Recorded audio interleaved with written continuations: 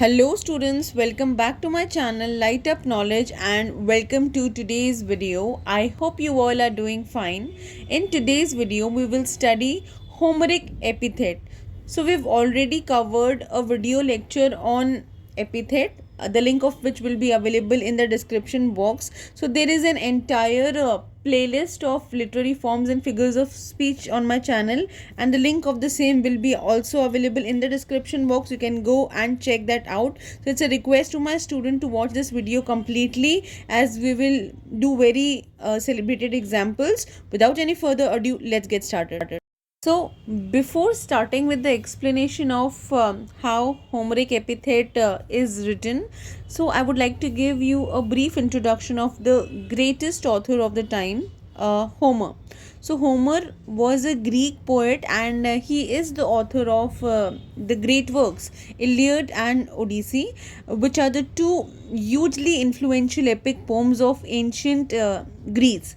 So basically, Homer is the greatest literary artist in the entire world, and through these poems, he affected the Western standards and ideas. So, Homeric Epithet. So, of course, it is composed, it is written, it is authorized by Mr. Homer, who was a Greek poet. So, what did he do?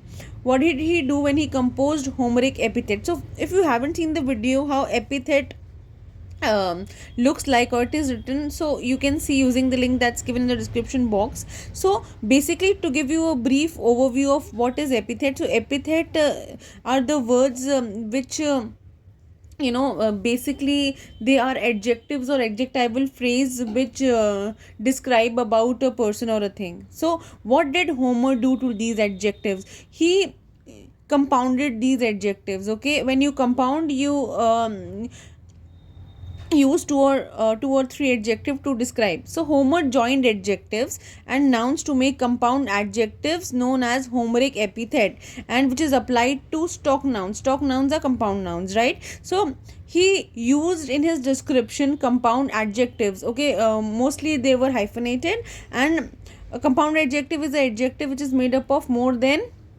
one noun. Okay, so basically they can be called as adjectival phrases. So what did Homer do?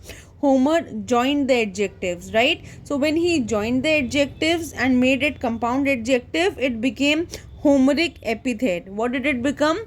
Homeric epithet. And they are applied to stock nouns. Stock nouns means nouns which are made up of more than one nouns, like compound nouns. Okay, stock nouns are compound nouns. So I hope you understood what a Homeric epithet is. So it was invented by Homer, who is the author of the Iliad and the Odyssey, which is the two most greatest works of the times in literature that we have.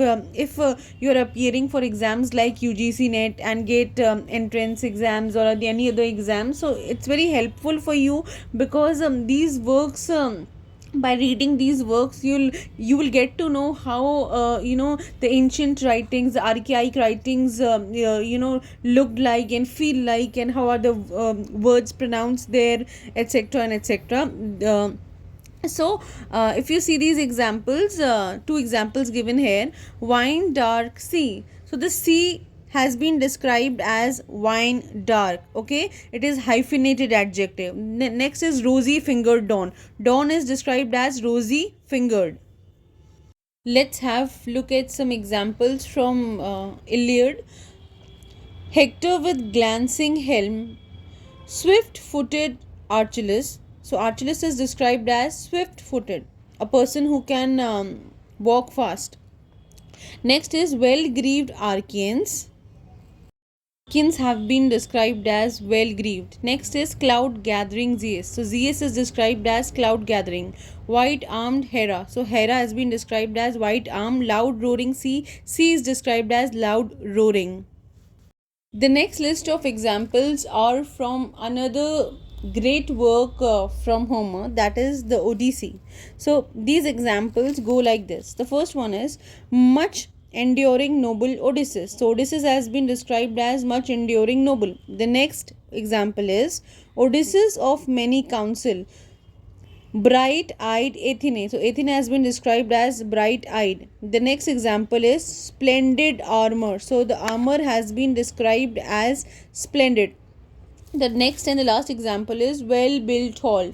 The hall is described as well-built. So the last example is a kind of example which is often used by us. For example, the house is well built, a well-built house. So if you look closely, you will find that most of these examples are hyphenated. These adjectives are hyphenated. So that's also one of its qualities, that a compound adjective could be hyphenated and non-hyphenated if you talk about its grammatical construction. So yes guys, that was all for today's video. I hope you enjoyed watching it and found it useful. If you did, please like, share and subscribe to my channel, and all the important playlists will be linked down in the description box for you to check out.